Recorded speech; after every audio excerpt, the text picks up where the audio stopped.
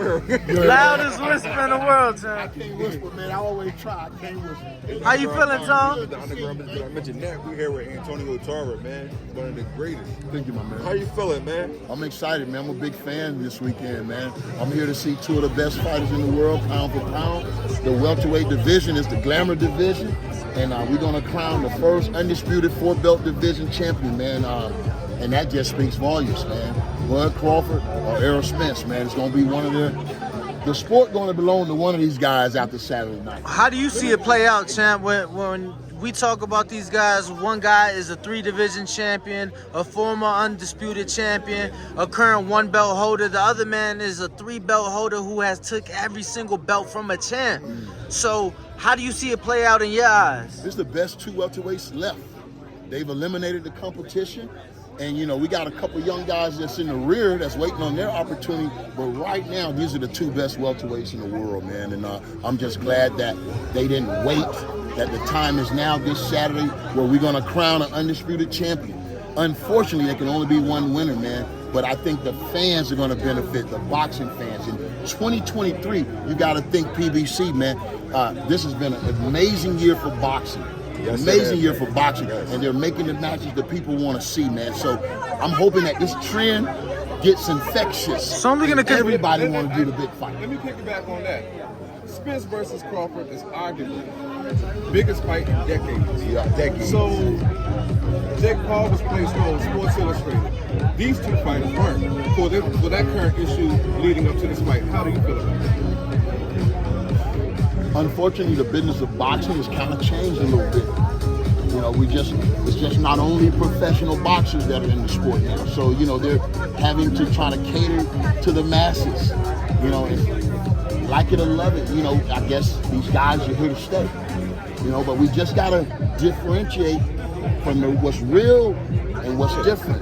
Yeah, I wasn't really saying it like this real Saturday night. It's not really a knock on Jake Paul because I respect Jake Paul and his big business acumen and the efforts he's putting into the sport.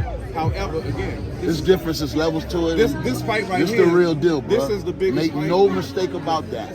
This is what boxing represents. 2 of the baddest men on the planet going at it to see who the best. Antonio, you talked about you got to thank PBC for what they've brought to the sport this year. We had Tank Ryan in April, this one, and then they stepped in and they made the Canelo. Yeah, you feel me? So now we got Canelo Charlo. Now, not the Charlo we was expecting. We got Undisputed versus Undisputed, which to me is just as great. Yes. How do you see that fight play out?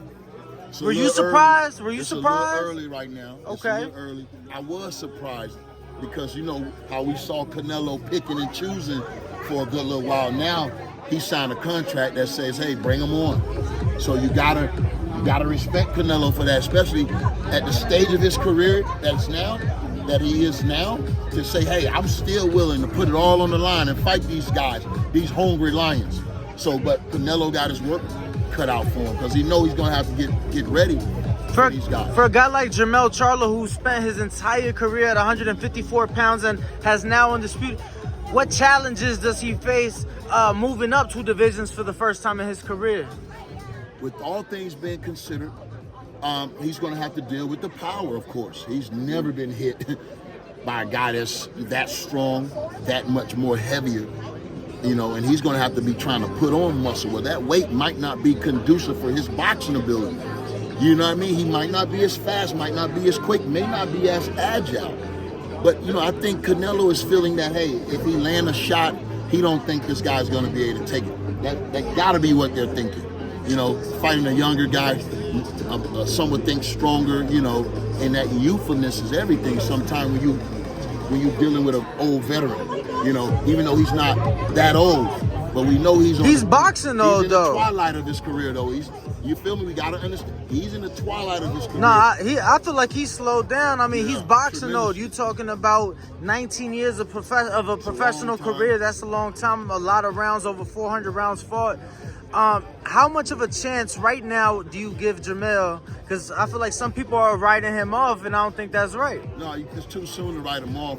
You definitely have a chance because if it's the Canelo that we saw in his last couple of fights, we know he likes to lean on the ropes now. You know, he finds himself fighting just back off the ropes. I don't like to see that.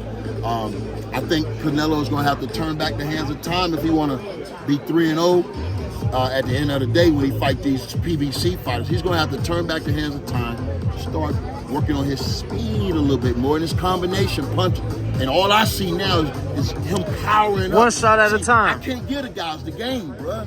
But I know what they should be doing. I know what they should be doing. And when I see it, I can recognize it, bro. That's why I'm giving you guys the cheat code with Tarver's take. If you ain't heard Tarver's take, go back and listen to it, bro. Tell me I was wrong one time. One time. And that was because I thought Teofimo Lopez was going to do his thing when he lost. No, I'm sorry. Devin Haney. I thought Devin Haney was going to be challenged a little bit more in Australia. That's the only one I got wrong in the last year and a half, bro. It's the cheat code. So you called it no way, Fulton? It's not even fair to know all the things I know, bro, when it comes down to getting ready for a fight, breaking down styles, and giving these guys the right game plan. Champ, It's easy so work. you called it no way, Fulton? No way, Easy work. It's the IQ, bro, and the mental that they missing. What about Okay, the guys, NOA last Fulton question. fight? We're going to ask you to take your seats and start this press conference in about 2 minutes. Listen to this All guy. right, Christian. 2 minutes. What about the NOA Fulton fight. What? Anyway, he's a beast, man, just a monster, just like they calling him. Already they talking about Tank Tank Day. Day. What are your thoughts on that? At As you beat him up, you gotta 135. fight Hey, Tank now. they And then greedy. we beat Tank, They you gotta greedy. fight Earl Spence. Hold on, they greedy. Well, champ, they greedy, comparing him. bro. They comparing him to Pacquiao. They comparing him to Pacquiao. Pacquiao started his career at 106. He started his career at 108. So And another thing, when Pacquiao made his move to America, I think he was, what, 18, 19, 20? It's a 30-year-old. It's a 30-year-old. he is a 30-year-old. You right? He's a little bit more seasoned. And Pacquiao was young when he came over here, and we saw him grow, division after division. I give Inoue about 2-3 more divisions. I don't think he makes it to 47, but he could make it to 40 naturally. But they're gonna try to bulk him up quick.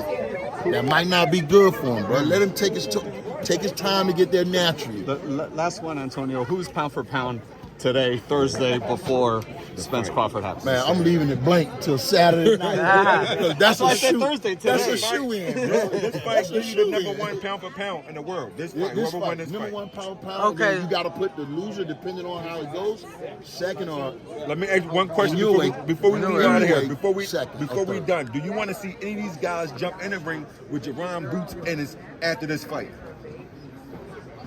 No, because depending on how this fight go, they got to do a rematch. They got to do a rematch.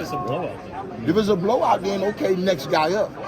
I don't see a blowout. I see somebody getting knocked out, but I don't think it's going to be a blowout. I don't even see It's going to that. be competitive until it's not. YouTube family, don't forget to hit that like button. Subscribe to the YouTube channel. Help us get to that 1 million subscribers. We're on the road to 1 million.